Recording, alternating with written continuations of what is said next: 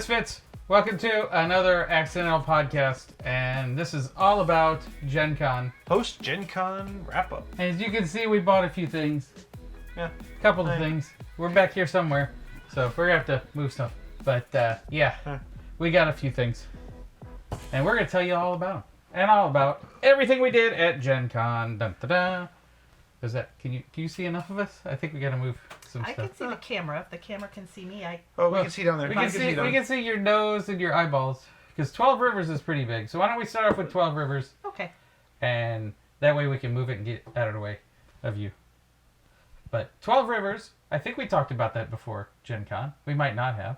I don't remember. Think so. I mean, 12 Rivers was a big hit. It sold out every day within... I got there right when the floor opened and interviewed them about it. And by the time we got done with the interview, they were all gone. So it sold out in 15 minutes Will or so every day. I think Will got his on Saturday. Yeah, he had to run and get it. It was by Good Games Publishing. Yep. 2 to 4 player game. And it's got this kind of a river thing in the background. So some sort of kinetic stuff going on there. They said dropping marbles down, right? Yeah, they got marbles and they go down this track right here.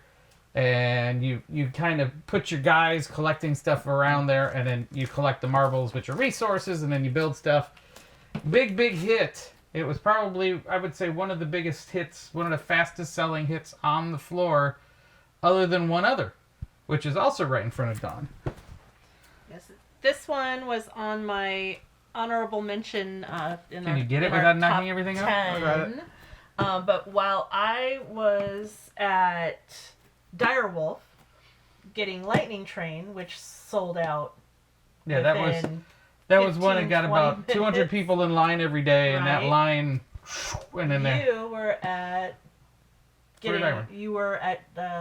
Good Games. Oh, I was at Good Games getting that one. Yeah, her instruction was to run and get this, and my instruction was to actually, I had an interview set up with these guys, but I didn't know how fast it was going to go, and I'm like, could I get a copy of 12 Rivers? He goes, oh yeah, sure. And then he had one for me, and then by the time he turned around, there were no others. So I was lucky I was there, or we wouldn't have got it either. Yes, I think it was about 250 in line. I think it sold out, they said, in about 20 minutes. Yeah. Half hour. They were really efficient. Just Very like last efficient, year with very efficient. the Clank, and what was the other one they had last year? I think it was Clank, the expansion for Clank. Catacombs. They were really, really efficient with that. Yep, so, Lightning Train, let's see, where was the player count? I think it's 2 to 4. I see it right there. Oh, there it is. 1 to 4. 1 to 4. So you can solo mode this Wow, game. they have a solo mode on that one. Alright. And speaking of solo modes, Lightning Train. why don't you hand me Ace of Spades over there? This was one from DeVere, which also flew off the shelves. And it wasn't the game they were expecting to fly off the shelves. They were kind of expecting Red Carpet to fly off the shelves, Transgalactica. This thing dusted the shelf in no time. And we were lucky enough, Vlad got us a copy. I believe Vlad said it was gone within 10 minutes every day. Yeah, and they had an outside and an inside, so you could start at the outside and get in line there, and then they had some on the inside. So it was this one, people were rushing to get. It's Ace of Spades. It's a one-player game. And it's... Just one? Just one. It's a solo mode. Actually, it says you can do a cooperative too. But it's got Lemmy from... Yeah, the interesting fact. Yeah, that's why it's called Ace of Spades, because Lemmy is the main character.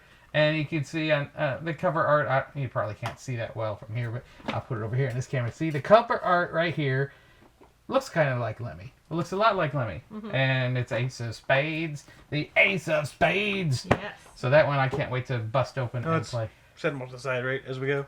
Oh yeah, might as well. Yeah, we can do What, that. do you wanna slowly reveal us? That way, too, we don't overlook This is like a strip tease with games. Duplicate anything. Yeah, one of the other early ones we did was the all-play event Will and I went to, right? Yeah. And I'm doing this because they're right together. Yeah. We got the Twinkle Twinkle. Yep, all plays Twinkle Twinkle, which was a big hit this year too. And the expansion. And we got the expansion. We got some other cool stuff for it. So we can't wait to open this up and play it. I've heard nothing but good things about it. One thing I thought was very fascinating was it has translucent or transparent tiles. Yeah. So you're trying to build a galaxy or build constellations in this game. Yeah. So I thought that was pretty neat. That was pretty darn cool. Clear tiles. And also, let's see, what else? What else is people running off the shelf or running to go get? Definitely the one right in front of you, Yes. Tom. Battle of Hoth. Mm-hmm. It was Asmodee's big game this year, one of their big games. And did you guys go by the booth there because they had the giant version of it? Yeah, set up they where had people were playing? it scaled up, which is really cool. This one is kind of a reskin of an earlier game called Squadron 44. I want to say, I think that's what it was called, but it was basically a World War II kind of game. And this one's reskinned, same rule set, but Star Wars. So that's going to be fun to play. It's a 2-player. I mean, you can play 4, but as teams, but that sucks. I mean, it's a 2-player game. It really is. And I'm hoping there's going to be more from this because I've heard really good things. Again, everything here's got the cellophane still on it, so, I haven't played it yet. But I'm going to rush to open that up and play that, and we'll show you what's inside all these boxes. We're going to do a under the lid for each of them, so this is going to be a process, but I think I'm going to put that on the front of my list. Days of Wonder is the publisher, but it's under the Asmodee, Asmodee owns them. label. Yep, it's all one happy, big Asmodee family. And speaking of Star Wars stuff, too, I got a hold of the Star Wars Unlimited kit. Each of us got one. Yeah. So, that was nice.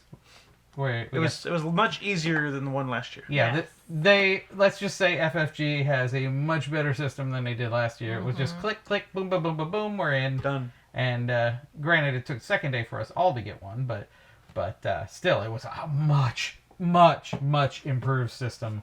Much improved system.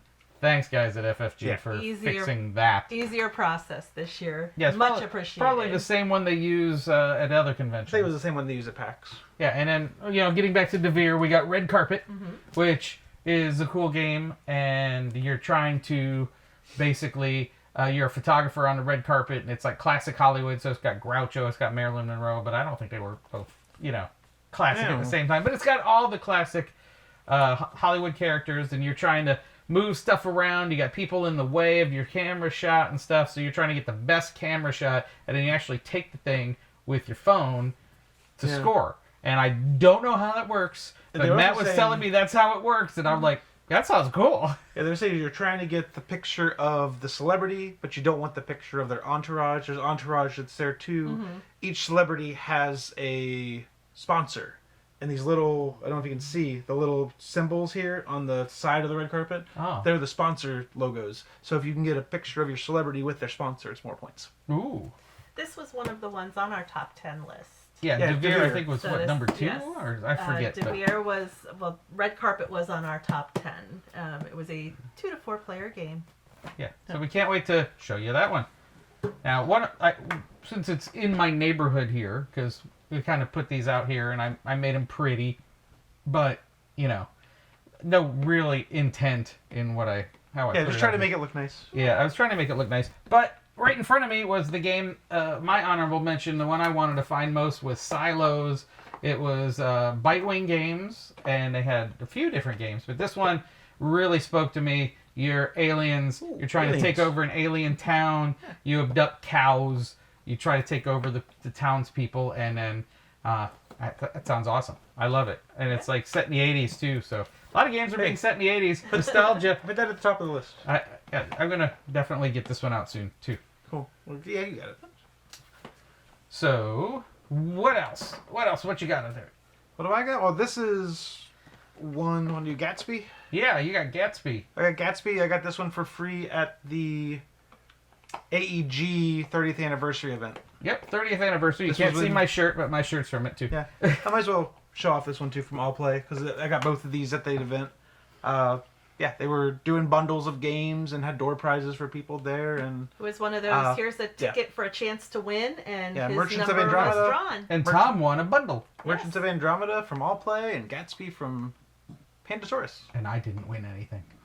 That's okay. I'll share. That's okay. But Gatsby, that was one that was flying off the shelves for Pandasaurus. Yeah. It was the first time you could get that game anywhere, and I don't think it's even available in stores yet. No, it's not. It's not at all. Not only was this flying off the shelf, but it was sold out Saturday, I believe. Yeah, we We were when we trying went to to find a interview them copy. and hoping to get one, she's like, "We're all out," All and I'm out. like, So "Thank he thank won. force Yeah. that He won one. that Tom won one." So we're gonna take that. That's a 2-player game. You're trying to impress Gatsby with your, your coolness Coolness. in the old roaring 20s. That's all I remember from the movie, and Did you read the book? I pretended like I read the book. Did you read the Cliff Notes? haven't- Yeah, maybe. Maybe. I read think that I just, Did you watch the movie? I think I scanned it. Well, there was an older movie that was not that good, but the Leo movie was Yeah. not bad. So that's all I remember. But that's okay because we were also speaking of the AEG 30th. They had a great party. I mean, it was a nice party, even though we didn't win anything. We all got a copy of Tiny Towns, which was nice. Now we've got too much Tiny Towns. And we also got We already that- had Tiny Towns, and we got 4 more Tiny Towns. And We also got the, what do they call it? The, not expansion, but the thing that expands. oh yeah, that was Party huge. mode. Guild of Merchant They- Explorers to 8 players. They have this new thing. I mean, I can't recommend Guild of Merchant Explorers enough because it's a fun game and it's a great game that you don't compete with other people except for your score. So there's not a lot, there's not bad feelings. It's a really good feeling game where you're exploring and you're merchants and you're exploring this map. We used to house rule, or kind of, if we had big groups, we had 2 copies of it that we got at the AEG Big Game Night a couple years ago. And so we would do 8-player because they kind of taught us how to do a party mode. Yeah. Now, they brilliantly came up with these party packs that give you 4 more colors and 4 more maps and 4 more, of everything Yeah, you'd need just to everything play. you need to Basically, do a to add game more without a players. box, Yeah. but with different colors. So now you can combine those. You can play up to 8 players with the original maps. original maps. And then, Do you have luckily, that here on the table? I left it on No. the other table because this is not all the games. We've got a bunch over there on the other table. It's just this is what fit. So, and that we really wanted to talk to. We got a lot of stuff that had been around a little bit, but we wanted to pick it up. Like I finally got a copy of Meeple Circus for myself, so Yes. that was cool. But AEG's game night, getting back to that, we had that expansion pack, so that's really cool, and I can't wait to play an 8-person. And then I was able to get the map pack. So if you get 2 map packs, then everybody can play all the maps. Yep. We also played Ready, Set, Bet. Yeah. I have a hard time saying that. Ready, Set, Bet. We played their super cool deluxe edition with poker chips and horses that were this big and stuff. And then But- neoprene mat. Yeah, I had a whole Oh, yeah, betting it was- mat and all this stuff. It was choice. It was. I would have got one. I really would have got one if I thought I could get it home in a suitcase because it's big. I We'd have couldn't had get to it in a ship suit, Mm-hmm. so I got the little baby version. It might It's have fit in probably the just duffel. as fun. It might have fit in the Might duffel. Might have fit in a duffel, Duffel. but I would have had to take the other games out, so that we wouldn't have got all the games home because we had 4 suitcases coming back full of games, and that. I think we couldn't. I don't think there was one more game that we could have gotten in there. Like definitely. Now, I'm So trying that to was work. think, So for, ready, steady, bet. It was fun. for comparison size, Ready, like set, bet. the original Clank, the one Legacy game. Yeah. It's a long box. Well, that is So a not much only longer is it a box. long box, now Yeah, it- put like Clank Catacombs next to it, and now you've got the deluxe version. But it's like a of Ready, thinner Set, box. It's kind of Yeah, like one of it's those thin. big poker chip boxes, but like but it's about really, really big. this long So we couldn't have got that home and about easily. and about this. We'd had to wide. carry it under our arm, and then It would have somebody had to at be a TSA would be carry-on. yelling at us. We and probably had to ship it. yeah, we yeah. probably would have had to. Which is nice that they do have shipping facilities at the con. And we also have Will that can go to you any can go to pack any and ship. pack and ship, but that's always nice for people that are at conventions. And then now that we've uncovered these, we got Oh. these. Speaking of the D&D event that we went to, so we're kind of regressing a little bit. But if you see our coverage, we went to the day before Gen Con. D&D had a party, which was an awesome facility. We It's went such there a pretty, last year. Such a pretty building. Beautiful Yeah, it's a building. beautiful building, and they told us all about the stuff coming out for D&D and what's gonna, the next year of D&D. But we also got gifts. We got these little cute little things with notebooks and stuff, and it's got a thing you can keep your dice in and all that other stuff. With the You can dice. keep your fig in there if you want. It's kind of a little travel The thing. dice bag is right here, right? Yeah, we got a dice bag Isn't too. this- That was the Yawning Portal pack, which we have another thing on from Serious Dice, which gives you It came with dice and tokens and stuff. your dice. We also got a And copy of token. Heir of Strahd. Yeah, and, that and, was cool. And the author was there, and I think we all got it signed. Mm-hmm. Yes. Yeah. So she was super nice. Yeah. And what else? Oh, so the D&D stuff was really, really cool. And, you know, they had that announcement that blew everybody's mind that they were partnering with Pazio, Peso? however you say it. Yeah. Pathfinder. Pathfinder. They're partnering with Pathfinder. And was it Starfinder is the other, their space one? I I didn't know a lot about them. Granted, I will tell you that I just know a whole bunch of people who were telling me that Pathfinder is better than D&D, and then there's these two camps, it's Coke and Pepsi, and it's and then blew everybody's mind that they're partnering with them to bring basically the source setting and stuff to D&D, so you can play it in 5e. It's already on like D&D that. Beyond. Yeah, They already have it. when they announced it, something it on was D&D it's like Beyond. it's up there. Go get it if you want it. So that was kind of a mind blowing thing, knowing the Coke and Pepsi thing. But then they said you were saying they were saying that it was just the fans that were kind of divided. I went to the actual announcement. Like they announced it at the night before, but yeah, I went to the actual announcement, and the head of the CEO of Pazio was like, "Yeah, we're all friends behind the scenes. It's like there's no rivalry." Yeah, it's like you guys are fighting it out, but we're pals. We're having dinner together and all that. It's like, I think I'm a godfather of your kid. You know, it's funny to see that, and I noticed some of the reaction online, and they're like, "What?" And then I just find that funny.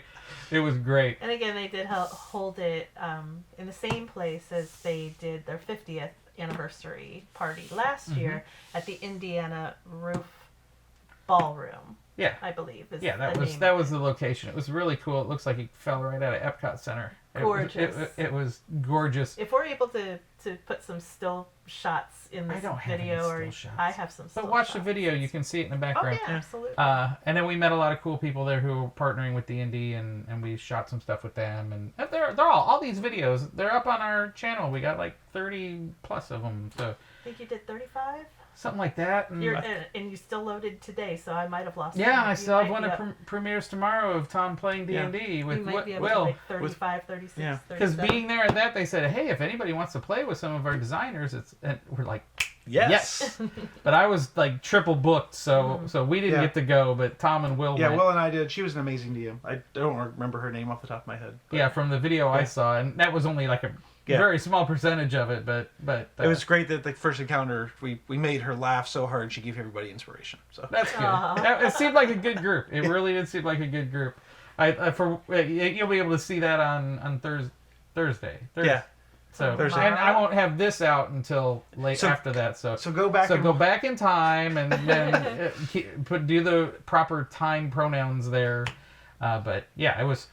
I could, for what I saw of it, I was laughing. So that was good. Mm-hmm. And you like con the first boss. Yeah, we conned the fire giant into letting us buy the titanium rods from her. Yeah, instead of her two options were fight him or sneak. And they picked the third option was purchase. I bargained. Yeah. She said she forgot she had given she made all the pre-con characters just so it would go quicker. She forgot she gave our level 8 characters 500 gold each. So when he said it was 1,000, you're like, done, we'll take two. Oh my goodness. So that was all the D&D stuff we did was quite fun. Yeah. Quite fun. If we're going to stick with D&D for a second, I did get a chance to play the new starter box.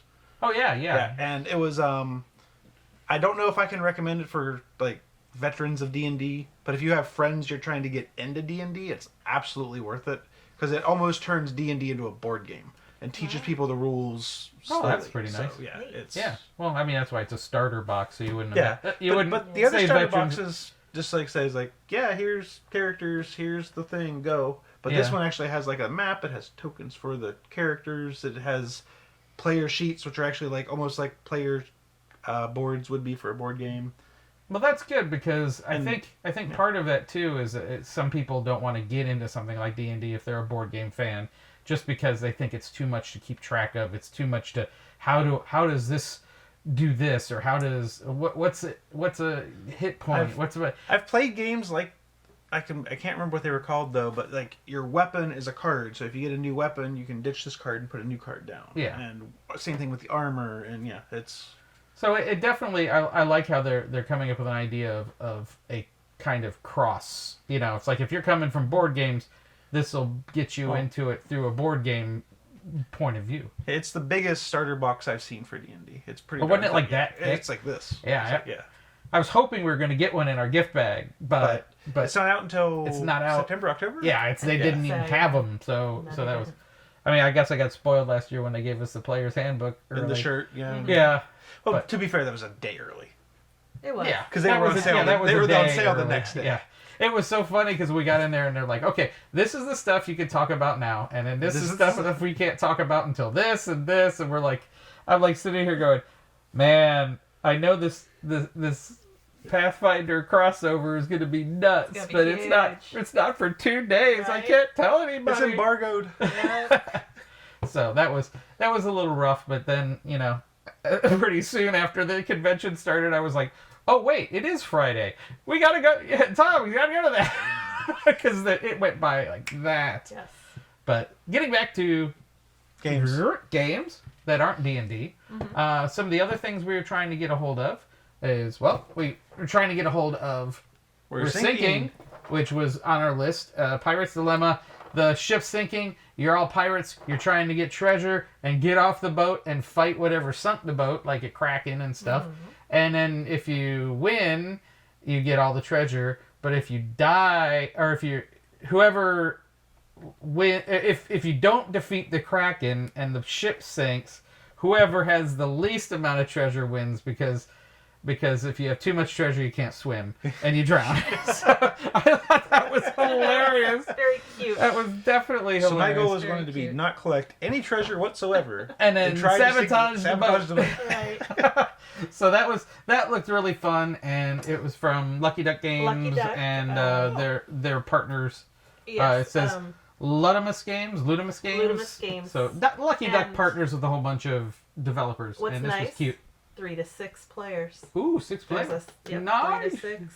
Yeah. Not 3 just 5. minimum. Wow. Yeah.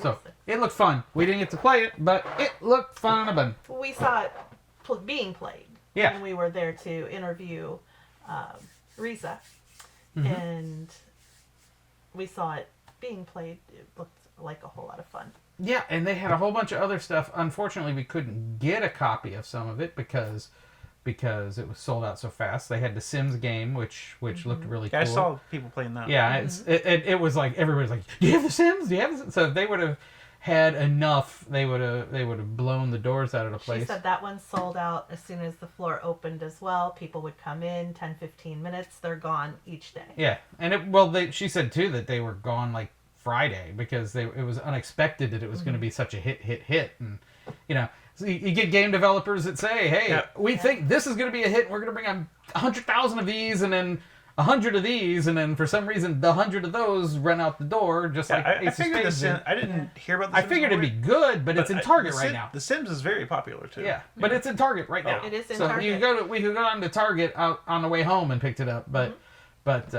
yeah, they had like Target had an exclusive pre-launch kind of situation. So if you want it, it's at Target. But if not, then support your local friendly game store and ask for it by name. But also from Lucky Duck, they gave us a copy of Unconscious Mind, which they ran out of at PAX. But she got me a copy, so we're gonna unbox that puppy and tell you all about it. I hear nothing but great things about it. It won a Dice Star Award, I think, of some sort this year. But I know it was nominated because I'm on the voting committee. You are? Yeah. Okay. Yeah, I'm a misfit on the Dice Tower voting committee, so that's pretty cool. I appreciate the love, Tom, and putting me on that. So that was great. What else did we get? We got the Tidy Towns. There's another one down here. Yeah, we're using that to stack other games on top. Well, we got one out front, but we got one hiding here too. Let's do. Oh, we got one. Okay. We got. It's CGE. We got to talk about CGE. Yeah, Codenames. You got SETI over there. We got Codenames. They graced us with this copy of SETI. Oh, SETI. It's like, oh my goodness. Yeah, It's we've a been heavy wanting to one. play that for a while, and they had a preview. They don't have it heavy. out yet. They had a little preview that we showed off of the expansion for SETI. Cool. So they this hooked is a us heavy up. box. My Yeah, goodness. Yes. yeah. Yeah, It was there's a heavy. lot in there. It's dense. Yes, it was very dense. But luckily, I put Look that at in all the the- suitcase with the wheels on it. So Yeah. There's a lot going on in set. put the heavy games in the suitcase You with sure the this wheels. wasn't in the duffel? It probably was. I know that duffel was heavy. Oh, Jesus. But they also had, it's the anniversary of Code Names, Yes. so they had the brand new version of Code Names, which we're going to do a game versus game on, show you the differences between the old and new version. And they also have Duet, which obviously is a 2-player version. Award-winning word game. Yeah. Yeah, And then they Codenames also is had a awesome. couple other Code Names. I think they had a Harry Potter Code Names, and they had some other Code Names. They were talking about coming out somewhat soonish, so that was cool. Let's see, what else? Oh, did you What miss? else we This got? is another lucky duck. We missed this. Oh yeah, this was another Lucky Yeah. Duck. I just Potions of noticed. Azurland. Yeah. We didn't know anything about that one, No, and I then don't hear and about then this one. Yeah, Risa that's brought us over there and said, "You want to check this out?" And I'm like, "Hello, yes, we Yes. do." Because Also by Warped Reality. So yeah, it's a game where you're making potions. is it 1 to 4? Oh, it's a 1 player. It kind of reminds me a little bit. I mean, not in the gameplay, but kind of reminds me of Forges of Ravenshire, where you're different people trying to compete to make potions for things. But what I thought was really cool mechanic about this, it's not dice like Ravenshire, but it's when you make the potions themselves can buff you. So if you make the potions and you don't necessarily sell it, you can drink the potion, which will give you actions to make other potions for the people who. Nice. They'd never say to taste your own product, but in this, it does. you do. You must brew potions. Never to taste give. your own product. yeah, Yeah, no, it says you must brew potions to give to these visitors or keep them and drink for yourself. So you're a potion master. yeah. In I this think game. I'm just gonna be drinking potions the whole time. So that was another lucky duck. Yes. I didn't keep them. I should have kept them kind of together, but I didn't. But do you want? Slugfest games. This was one on our top 10 Top list. 10 list. We were trying Positano. desperately to get a hold of. They're the great people who brought you Red Dragon Inn. How's it done? Yeah, we got the expansion And too, the because that gives us. expansion. This is a 4-player, and then you get the expansion, and it gets 5 and 6-player. Yep, up to Cool. Because it 6. gives you more of the cliffside to That's build on. right. So we're going to be able to play to 6 in mass quantities. Uh-huh. So you're in Well, it gives you a positive. 4-player variant too. I It think does. this is like a 4-player. Oh, so it and gives you like a 4-player 4-player variant, but with Mhm. more seaside too. Yeah. And a solo challenge mode. Oh, nice! And this is a solo mode. That's got a solo challenge. Yep. So get both. Get Right? both. Yeah. Why not? Get both. Positano. It looked cool. It's a 3D. You're building a resorts on a In 3D Positano, Italy. in Positano. And we had a great interview with the creator, We did. and I kept screwing up the name. But you got it now. Yeah. Positano. Did I say Positano the whole time? No. See, there you go. I screwed that up. Yeah, we're looking forward So to we got this Positano. because this was on We also our got top 10. Tiny Towns. Yeah, we got another copy of Tiny Towns. So just the glimpse behind the scenes there. So Tiny Towns was even used to prop up. We got what 4 Yes. copies of it. Yes. Actually, and then Will gave his to somebody else, so we brought back 3 copies. Correct. So Yeah, Will's copy. Will says he's gotten like 3 copies of it. Yeah, he's already had 3 copies of it. So, getting back, speaking of Tiny Towns and AEG, and this is something that I am excited for. This game is called Into the Machine. You might not have heard about it because they haven't brought it to Kickstarter yet. This is a Kickstart preview that we're going to be doing. They hooked us up with this. The Kickstart's going to be end of August. So we got a preview copy, and we're going to learn how to play it. It's got something to do with robots.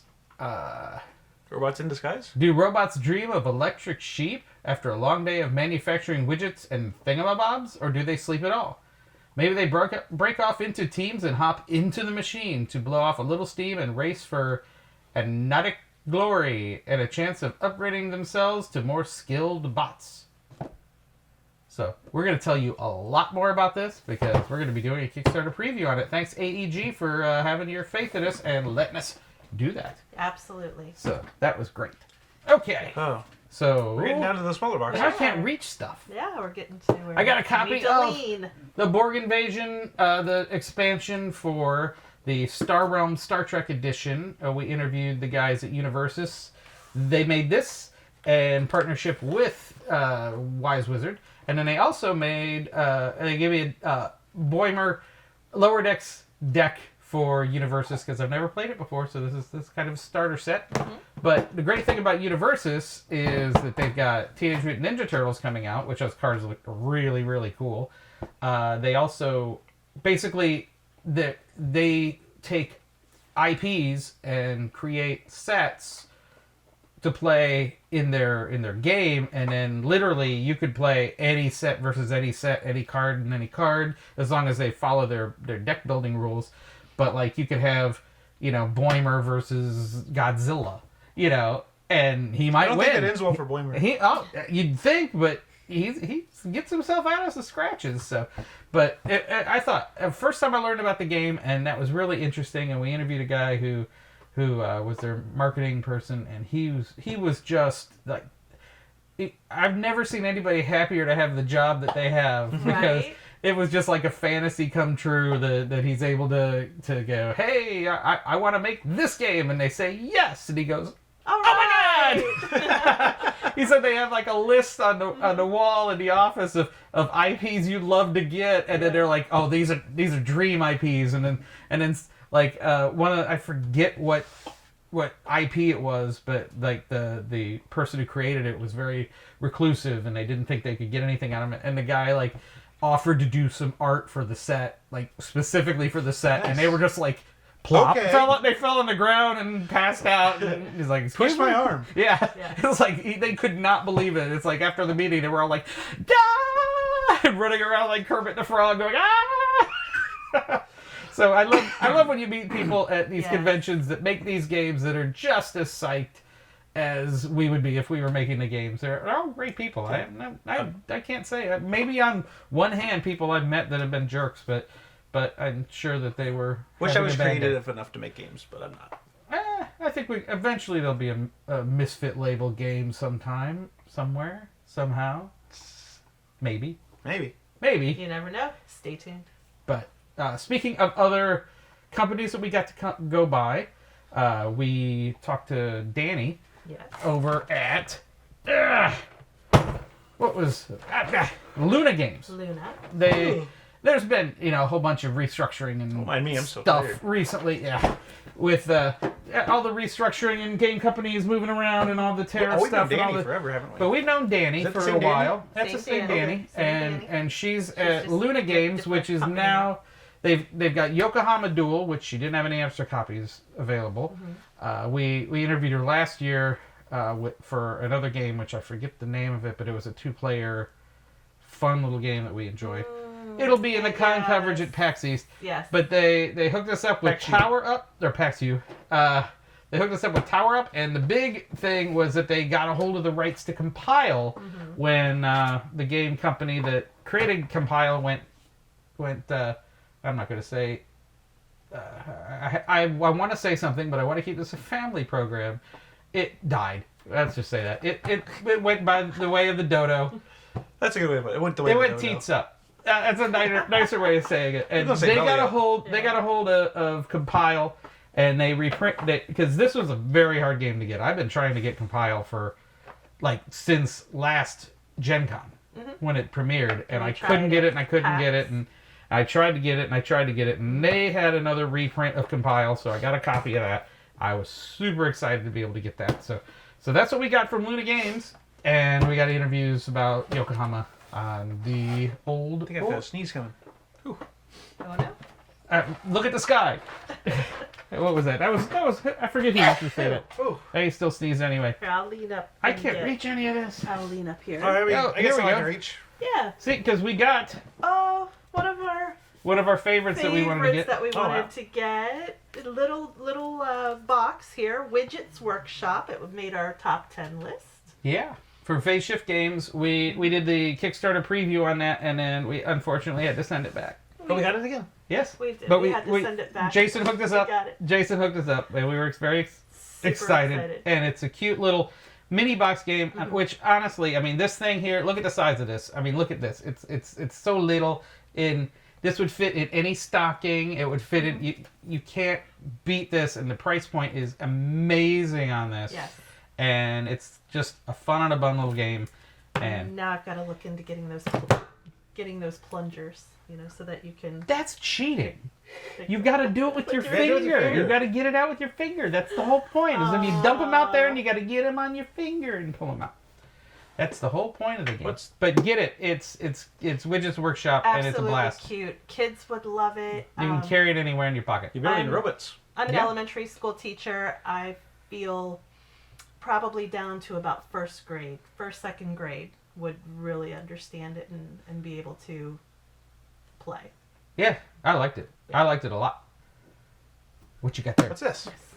I can't read it. That's... Kinfire Council. Campfire? It's by Kin Incredible Fire Dream. Council. Oh. Yeah, they were so insanely busy because this thing was flying off the shelves too. Oh, this, yeah. But Just I- reading the little blurb on the back: political intrigue, powerful abilities, endless strategy, Yeah. asymmetrical. This is up right at my alley. Oh yeah, this has got it going on, and I would love to have been able to interview them, but they were just overwhelmed. The booth was buzzing. Yeah, they've got Kinfire. Every time This we is were the there. Kinfire Council. They have a couple other Kinfire smaller games, which are I think are little mini dungeon delvers. I haven't played that yet, but Kinfire Yeah, that Council. looks- They were nice enough to set one aside for me before the con, and I was like, "You want us to interview?" And they're like, Good luck. and I looked around. There was like 50 people around their little booth. And it's like, "I'll catch you later, I guys." dropped it. Oh, we That's lost okay. the light. We did lose a leg. Ah, well, darn it. I gotta fix that. Oh, we Okay. did.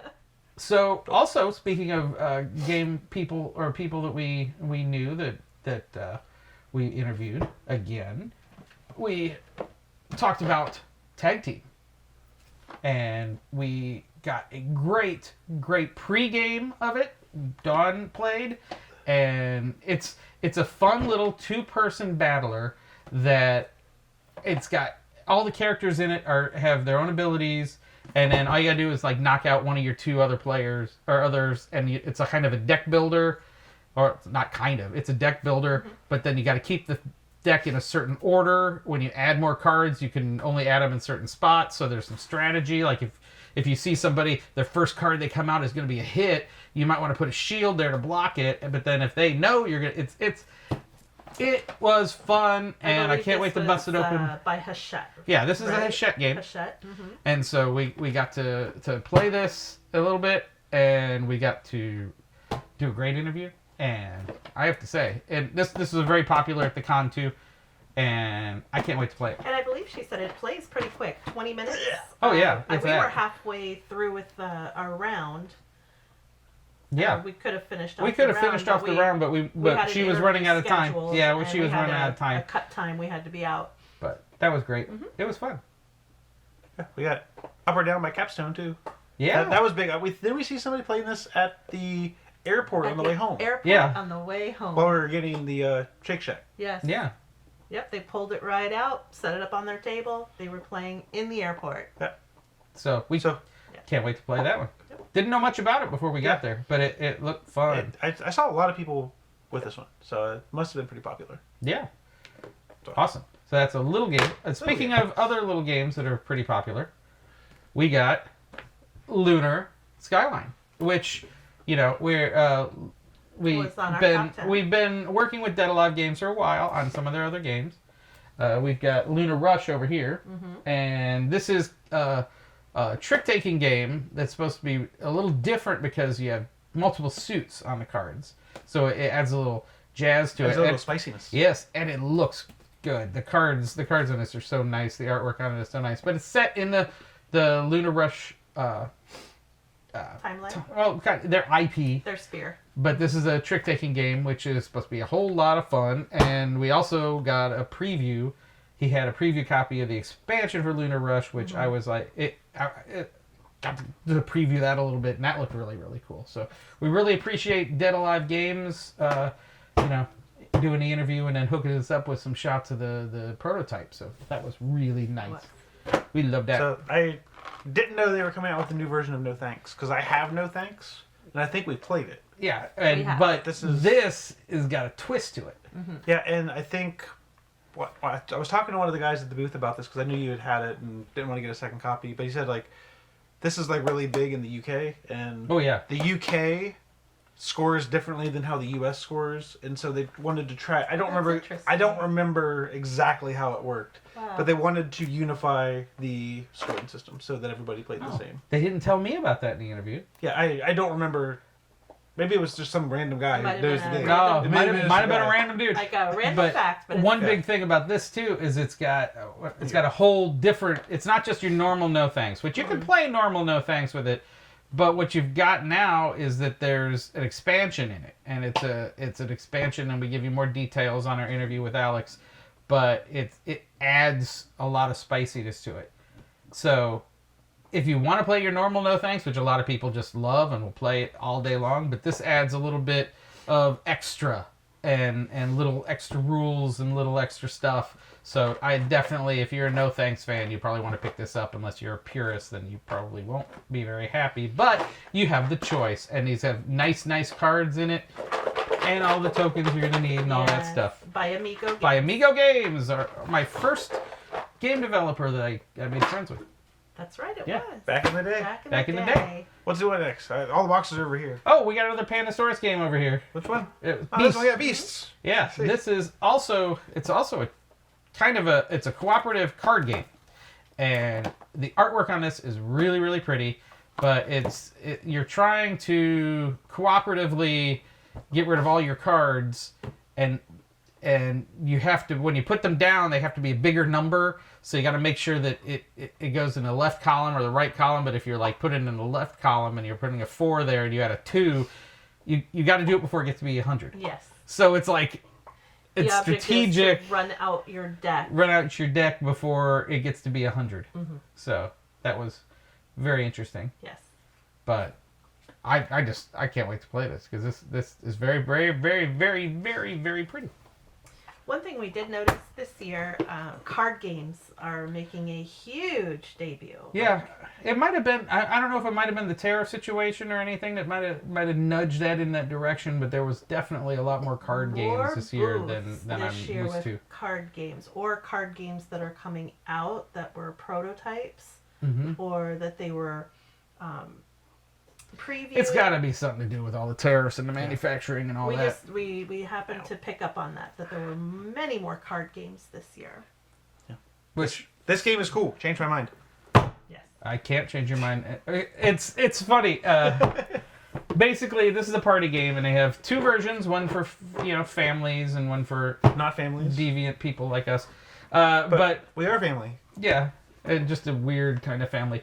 But basically, it's kind of when you're trying to get, you come down to basically trying to make your position with these cards of a question, and then you got the best answer. And if it ends up to be like 2 people are tying for the best answer, then they have to argue with each other and shout each other down and try to win the hand by I guess being the biggest debater Right. or a master debater.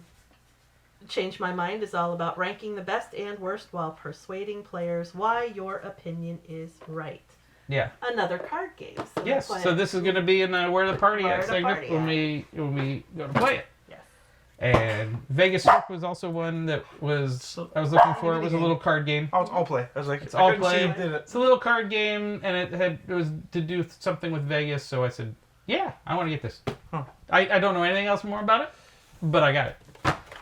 What you got over there? Spicy- That was spicy that dice. was the one that we got from One of the collabs. I don't yeah, remember one which of the collaborative people. It's Spicy Dice. Spicy dice. And that is a kind of a Yahtzee, but you can kind of alter dice and stuff like that. Yeah, except the red one comes up. It's like ×4 or ×5. Yeah, whatever it was. it's got lots of different things with that. So. It's Yahtzee with extra steps. Close. And now we're on. Oh, I know this just. Dang it. Now we're out of board games. So we've got a few of these RPGs, which there were a lot of RPG people there. Definitely a bunch of super nice people, but they were very busy. So we Very didn't get to busy. talk to a lot of them. But found this one here. It's called Talislanta. We're going to try to play some of this, definitely. But it's got the 5e conversion, and I don't remember 100% everything about it. but the artwork is amazing, and the setting is kind of if I remember correctly, and if I'm wrong, tell me in the comments below. But it's like post-apocalyptic magic kind of Thundar the Barbarian kind of setting, I hope. and it's got lots of, it's kind of a darker fantasy, but it's kind of fantastical fantasy, but it's I don't know if there's technology in it or not, but we'll have to see, because the setting looked really, really cool, and they've had the game before, and they just had a 5e conversion. It's from Everything Epic, and they're the nice people that sent us the terrain for our D&D game. Nice. So they're hooked us up with this, and we're going to try to play this as soon as I can read that much rulebook. Good luck with that. It was our dungeon terrain that we used in our D&D campaign. Yep. Yes. And then you've got there. I've got, well, these are both from Mage Hand, right? Yep, Mage Hand So I've Games. got who- The Last Owlbear, which is a 5th edition adventure for, I think it said 5th and 6th level players. Yeah, where you are trying to go save the Save last owlbear. Which is And there's other people segue who don't into want you to. The Book of Extinction. Yes. Now, I think I was listening in on your interview with this guy, and it basically it'll have real extinct animals in here, On the old planet Earth. like the dodo bird, and it'll give you a little story and backstory about the dodo bird, and then it'll have 5e stat block for the dodo bird, so that you can put a dodo bird in And like your campaign. but like even more than that, it's like a fantastical version, like Yeah. a D&D-ish, or like they had this. He was telling us in Are there the interview. dinosaurs in here? I don't know. I don't wanna rip I don't know plastic how off. far it's still being protected, but like they told us that there's like this kind of frog that was extinct now, because all the animals are extinct. But it was a kind of frog that would keep its young Dodo bird. in its mouth. Oh, that's It's right there in the front. Yeah. and it would keep its young in its mouth until they were big enough, the tadpoles until they were big enough, and then it would, protect them, kind of like a kangaroo, but in their mouth. And then the D&D version was a much bigger frog, and it had like a bag of holding in its mouth, so it could put a lot of other stuff out there at you. So just looking on the back, it says 130 plus mythical monsters, over 80 real extinction stories. So, yeah, so it tells you about the actual animal. So I think it's a very educational way to bring conservation If you into like the animals. D&D game. Yeah. And then the last RPG we got was Coriolis, which is a cool sci-fi, kind of dark sci-fi, like the races are about to be extinct kind of thing, and you're trying to find relics of the past to try to save the civilization. I would say humanity. I bet there's humans in here somewhere, but there's also some other races and stuff. It looks amazing. We luckily got to interview the creators of it. The art in this is just spot on beautiful. I would love to have that on my wall at home. It was so great, and we got to talk to the developers. Yes. And they even signed it for us. Yay! So And this was a hot book. Yeah, this while was we were flying off the shelves. interviewing, people were coming by and picking it up. well, there's been Coriolis before, but this is an updated Coriolis, the Great Dark. I forget what the previous version was, but this is an update to Coriolis. So Coriolis fans or people who want to jump into this game now, this is the game for you. And that was Free League at the Free Yeah, League. the Free League. Free League had a bunch of other stuff too. They had, I didn't even notice they have Lord of the Rings locked down. They have so much Lord of the Rings, and a nice thing is they just got a new starter set for Lord of the Rings in both versions, because they've been running Lord of the Rings with their own system, but then they decided we're going to do a 5e version too, same stuff, but we're doing a 5e version and then our system, and they just came out with a starter set for the 5e version and theirs. So definitely get a starter box. I'm hoping.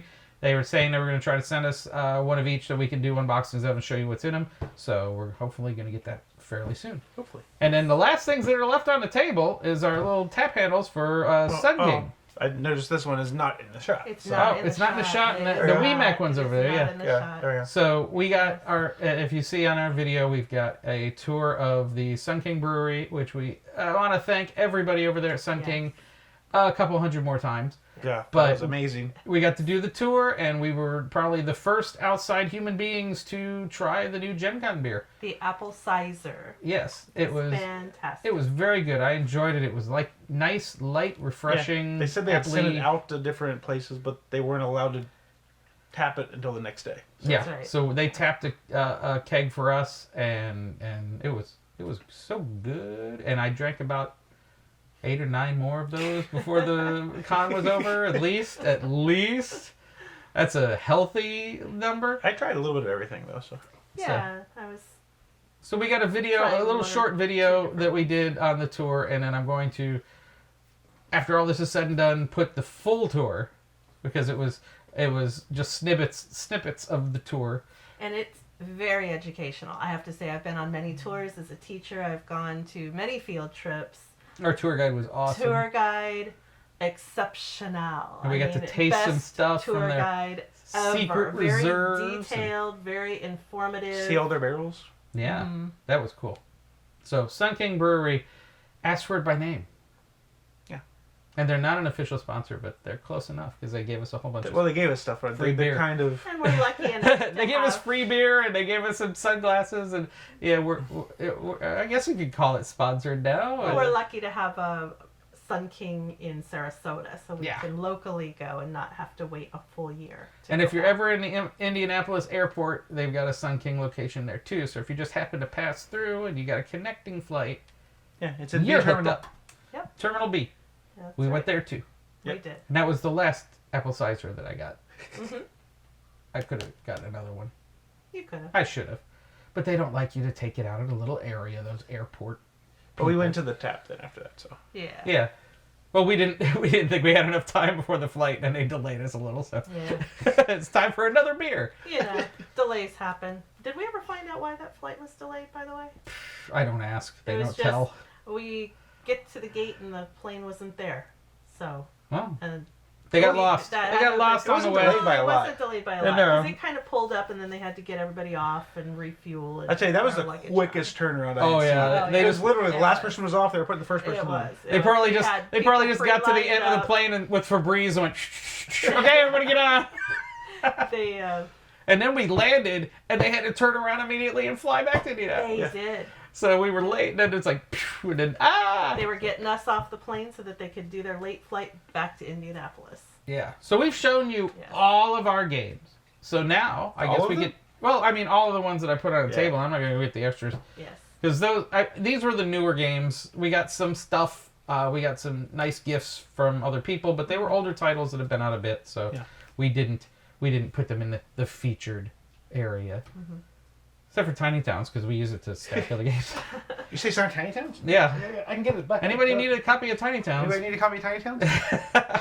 Overall, this was my 4th Gen Con, your second, second. your third. Technically third. Well, technically Second with third you because guys. you went to the one before. I went with to the one back in like 2014. before we even knew you. Yeah.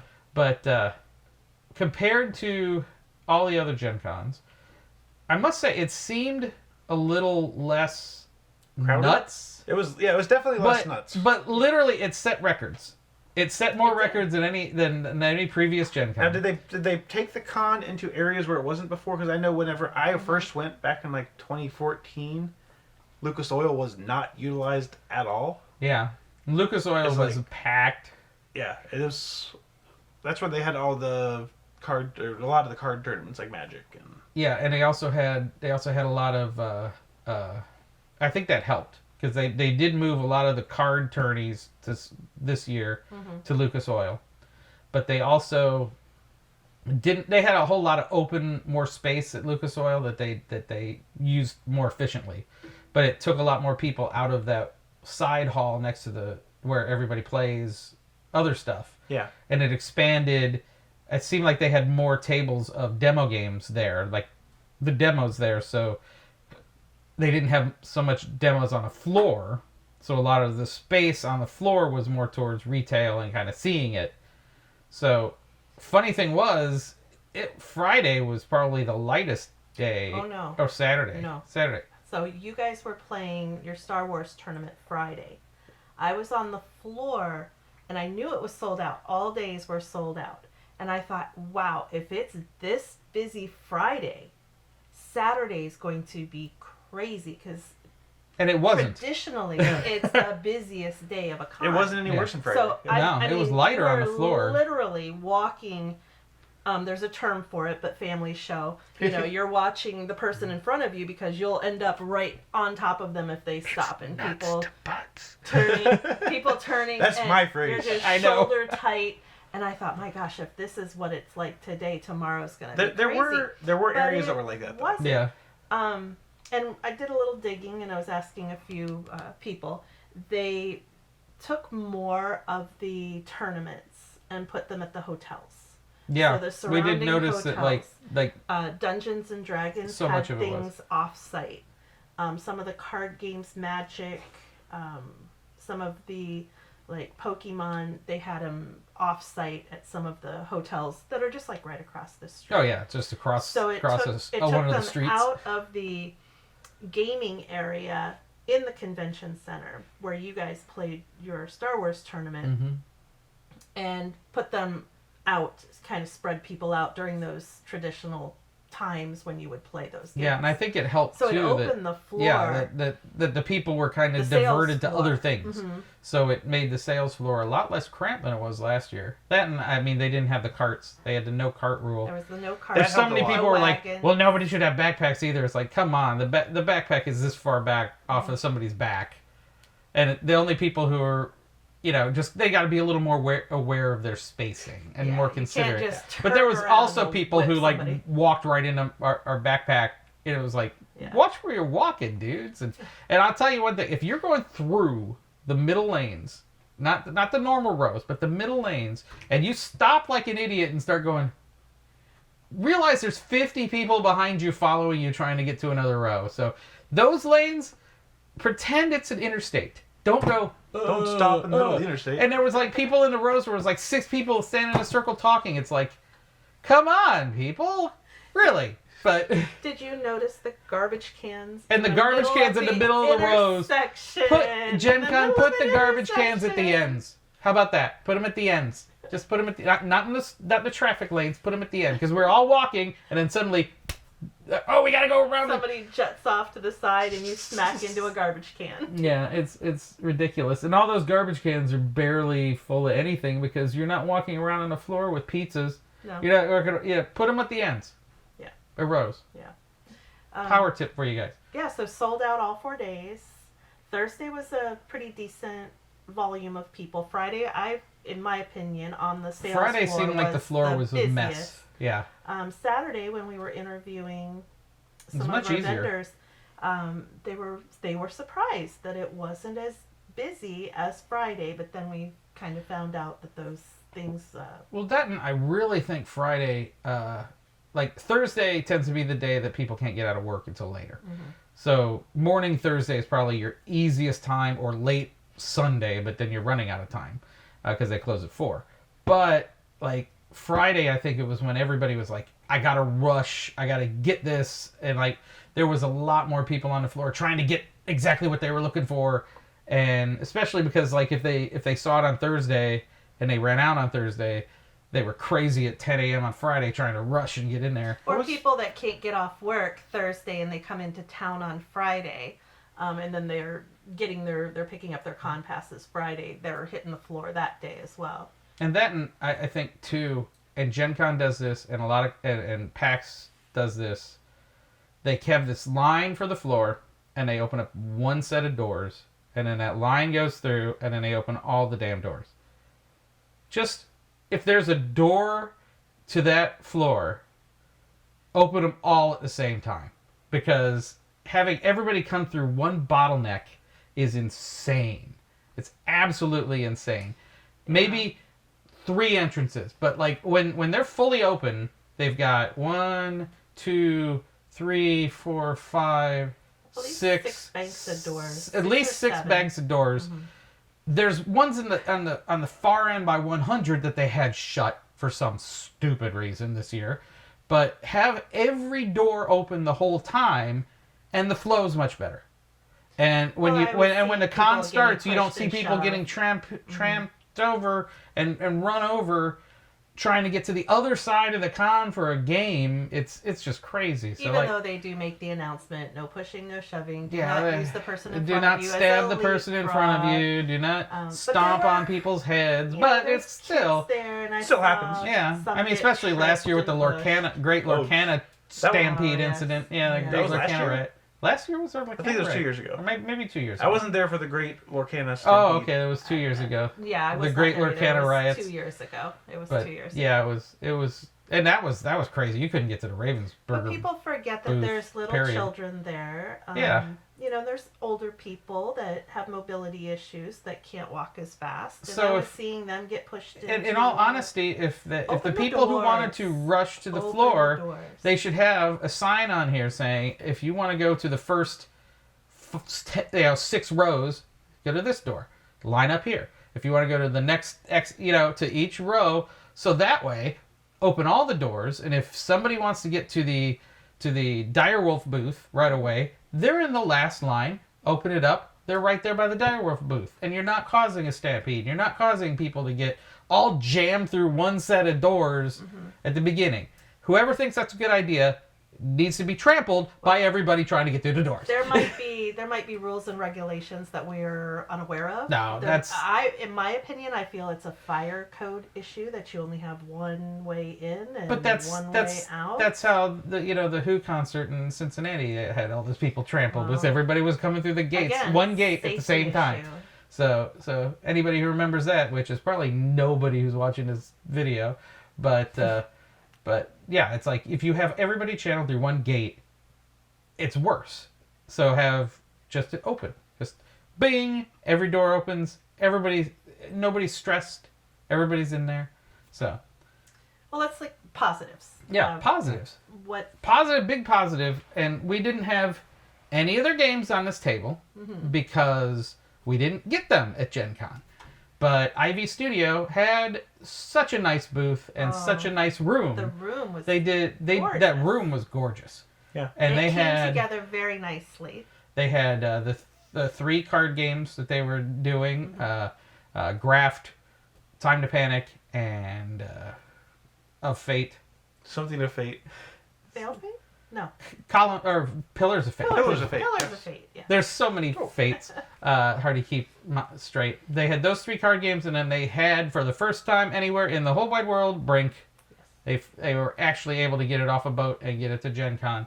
And so it was nice to see that. And then they had all their games, a beautiful setup, especially in the side room. And they had the one box of Realm of Reckoning. Yeah. Yes. And everybody was going, Ooh, they're like- Is it still on Kickstarter or is it out of Kickstarter? It's out of fulfilled Kickstarter. its Kickstart. Yeah. Oh, yeah, they always fulfill. Yeah. Yeah, In 5 I think it minutes, was like they 5 fulfilled their Kickstarters. Yeah, it fulfilled their Kickstart. So it's in All production. killer, no filler is Yeah. definitely Ivy Studio. But But they had their side quest with yeah, the cards, the where numbered cards. if you traded and- cards with yes. people and you got 5 in a row, you got a gift. And that was And a lot of fun to do. I was excited to do it. I was able to complete my set. yeah, and Will did, and Tom Yeah, did. And I did. oh, you didn't? I did. And we got they Will were did. giving away expansions and Hats. Well, But they ran out of hats. Will missed the hat. He was so sad he missed the hat. And I'm like, if I had known you wanted a hat, I would have given you mine earlier because he got his later. And but yeah, I already hooked him up. He doesn't know about it. I mailed it yesterday because I already had one. So Well, he knew you were sending it. You told him you would send it. I told him I thought it was going to be a surprise. You told him, I'll send you. I already forgot I told him. So it's a surprise to me when it arrived. Maybe he forgot he was told. Who Yeah. knows? And, he's not here, but Misfit Will was great to hang out with all weekend. Yes, it was and a helped lot of us fun. out a lot. A lot. A lot. Even if he was, sometimes just our chauffeur and Sherpa. Yeah. He helped a lot. And you'll see him in the D&D game. Yes. And some of our shorts and stuff. So, Yeah, Will almost died in the D&D game, but we revived him. I think that was a DM's lucky thing. I just love at one point in D&D where it's like, he got crushed, like just straight crushed, and then the other player who was trying to get in between him, it's like, don't hit him, hit me. Wait, well, you can hit him if you want. I was like, Yeah, he's already dead. I mean, come on. Unconscious. He was unconscious. Well, he failed the first death save. And then he got hit. When Yeah. he was down, so. Yeah, from... That counts as the second death save. Yeah, so he was gonna roll a third death save if they didn't kill the creature ahead of time. So that was fun. And now I'm spoiling. Well, I'm not spoiling it because it's already out, and if you haven't watched it, we'll go back. Go back and watch it. Yeah. We got to play with the developer. That was awesome. Yeah, and she was great DM, from what I saw. I mean, you played the whole thing. Yeah, I if you've already watched it, sorry that it seems kind of disjointed, but I was using D&D Beyond for the first time on my phone. I couldn't really videotape and do my stuff, so none of my stuff is in the video. But... I wondered why that was. I played the barbarian, so I was just walk up, just like in our game, walk up, swing my axe, bring up the camera. It's like, that was it. And I'm really... Oh, no. Sorry, I keep interrupting you. Wasn't the barbarian in that one. I was the barbarian in the starter one I did. I was the warlock. The warlock. So instead it was Elder's Blast. Camera. That explains a few things. Well, I'm really proud of you guys, though, because every year, whether it be Gen Con or PAX, we go, we work. You guys found some time to do D&D and to do Star Wars Unlimited. Yeah, it was something we learned from previous years, is that we definitely wanted to make some time to do something we want to do. Like, so we played in a Star Wars tourney, and once it was painfully apparent that I wasn't going to make the cut and win a mat, I dropped. But I dropped too. Well, yeah, but so we could get to the I had the better record. You did. And the extras that we did, like the D&D event at the ballroom, the AEG game night, things like that we haven't done before because we're working the floor, and we took time to do a little something for us this time, which I was very proud of. And again, I think it was a change in our attitudes too, because when you go to Gen Con, I mean, anybody first time going to Gen Con, it's overwhelming. It's like trying to drink from a fire hose. But what you do is you pick the things that you really, really want to do, and you make sure you do those. Make sure if you want to play a game of D&D, sign up for it, mark it on your calendar, make sure you're there, and do it. Because those are the things that you're going to remember the most. When we were first doing the cons, we were just like, run everywhere, talk to everybody, get interviews with everybody, get stuff that we can review later, and blah, blah, blah. And it was so much work that as we go later and later, it's like, I'll set up the interviews 1 hour at best. Like, there was a couple times that we had a couple extras. And then if I walked by some booths with some friends of ours that I couldn't get set up, if I had time, I'd do a quick interview. But I was never like, I've gotta. I didn't go through the whole floor this convention. I'd like to spend some time at myself to just go up and down every aisle and just see what's there. I did. I didn't get a chance to. So, but I didn't care. It would have torn me up sideways in previous years. But I was definitely taking this with a better attitude, and it really helped me enjoy it a whole lot better. Oh, you don't What? have our badges. I have my badge. Oh, you have my badge in here? I didn't take yours yet. I just put mine up here. Supervisor? Our pins. That was from the booth for Galactic Cruise. They had supervisor things, so I thought it was funny. I did do the pin quest, so I went and had 2 different books stamped so that I could get my pins. And that's something you like to do at any con that we go to that has a little, check them out. Little side quest. So that was fun for you. Backer Kit has theirs, where you go around to the different booths that are featured. You get their stamp, you bring it back to them. And this year, it was a little sidecar that goes with the engine. That you got at PAX got last year. Or last year. No, last year's here. Gen Con. Okay. So last year's was an engine, and this year's like a little box car that goes with it. And then there's another company, Rose Gauntlet. They also have a stamp book that you go around in various booths, collect the stamps, and go back. This year's pin was a pink pony. Yeah. The pink pony. They said it was inspired by Chapel Roan. So that was their pin. We also got, I believe on yours, the flips 7, we were able to Oh, yeah, meet got the Flip 7. We the met the guy who made it. designer who made the game that we've been And we thanked playing him. and loving and playing and loving and giving away and turning people on to. Anybody out there watching this from any of the game companies that we didn't get by, we really, really, really tried.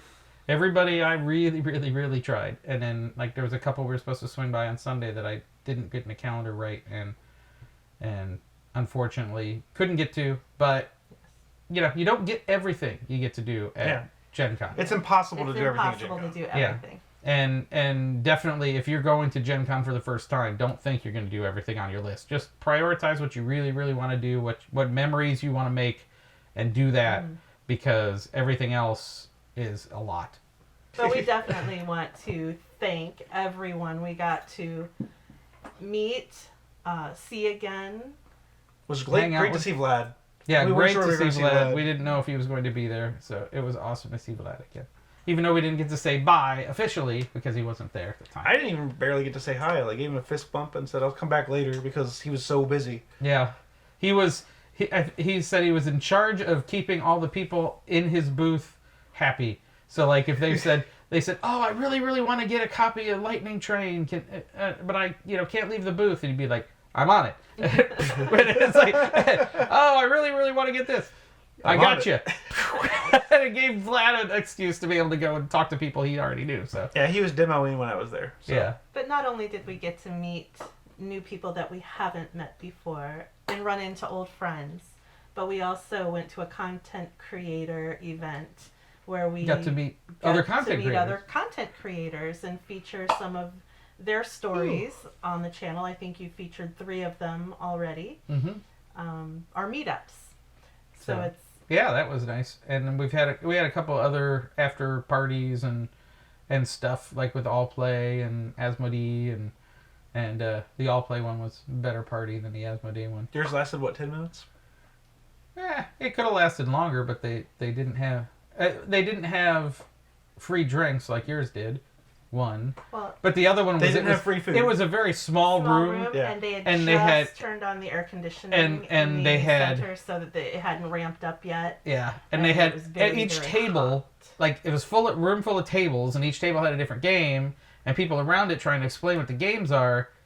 The problem was it was a little room and everybody talking, and I couldn't even hear much of anything. I had to be like, "What was that?" I was like the FFG person. We were talking literally this close to each other, and I could barely talk to her. We couldn't interview anybody to save our life. So it was super hot, and we couldn't talk, and we really couldn't show anything. But FFG's got some great stuff coming up with a couple of their other games that we don't have the word Star Wars in the title.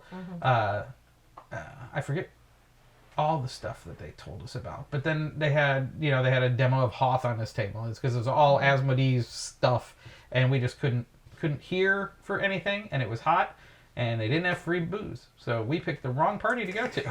You picked ahead of time. So. Yeah, I know. We picked ahead of time. You went to the All Play one and got Twinkle Twinkle, and the elevator game, was that from them? No. Oh, somebody else's. Will got like 2 small games from them. I don't remember what it was.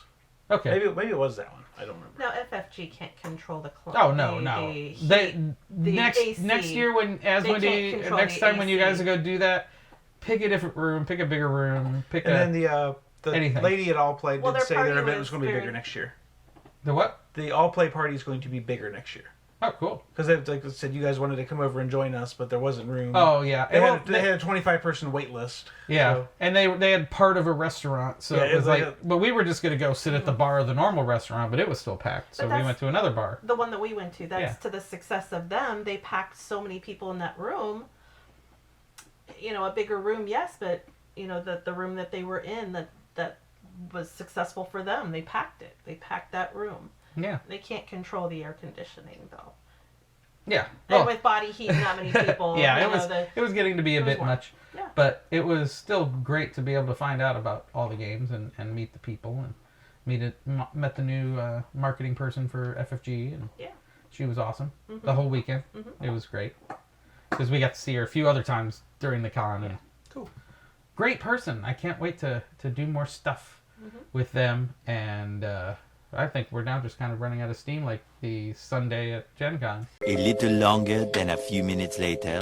I might have cut. Yeah, let's If cut you this were out. watching this and you didn't hear us blather on for 10 minutes about airplanes and flights, then I didn't edit it out. But we're back. We're ready to bring you Under the Lid. We are going to do so many here under the to lid. bring many you- under the We've got lids. so many games now to I don't do. think I can get out. I'm We're surrounded here to by bring games. you Under the Lid. We're here to bring you table time. We're Yeah. here to learn some card games for where to party at. Yeah, Yeah. we got lots of games. So we've got a lot of to go content through. coming up very, Gotta very pick soon. this stuff up off the floor. Remember, Ooh. comment, give me Tiny Towns. Look at how heavy this book is. I that we got. know. It's not that heavy. It's- SETI's heavier. But that's a book. That's a game.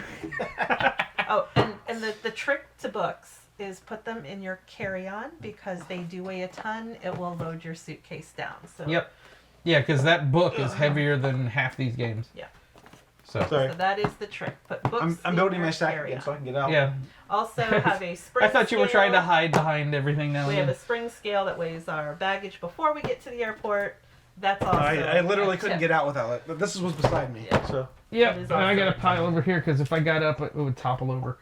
So, hey, thanks for joining us for another unintentional Accidental accidental podcast. podcast. We don't know what I'm we're sorry, doing. I'm still exhausted. It's Me freaking too. Wednesday and my brain ain't right. But My brain's never. I mean, my brain right for me. I guess that's the best way to put it. And there's a couple of these games like this one here that I can't wait to tear up because I don't have to do an unboxing because I don't need to show you a box full of cards. But we're gonna be able to play that, and we're gonna be able to play Beasts, and I'm gonna do an unboxing on this one, but I can't do an unboxing on this one because why would I? It's just cards. Card game. So Lunar Skyline, we can play Lunar Skyline. Yeah. But first things we got to do is our Into the Machine preview. So we got to get on this really, really quick. So we're going to stop talking about this, and I'm going to start reading the rule book. And So we have content coming to you a as lot. we get through this. And again, a big, big, big, big thank you to all of the vendors that we visited this year. Everybody who everyone that we graced got us to with a meet, wonderful game. Everyone that we got to see again. All our friends, all our new friends, and all Yes. our old friends, and even getting recognized walking around by people who watch the channel, which, hey, I guess... That Humbling. never happened. I guess, Never yeah, I happened. never expected that. That absolutely Yeah, floored me. yeah. But Very- yeah, I guess the blue hair is kind of easy to pick out of a crowd. So, thanks for joining us Yes. again for this accidental podcast. And until next time, people, Game on.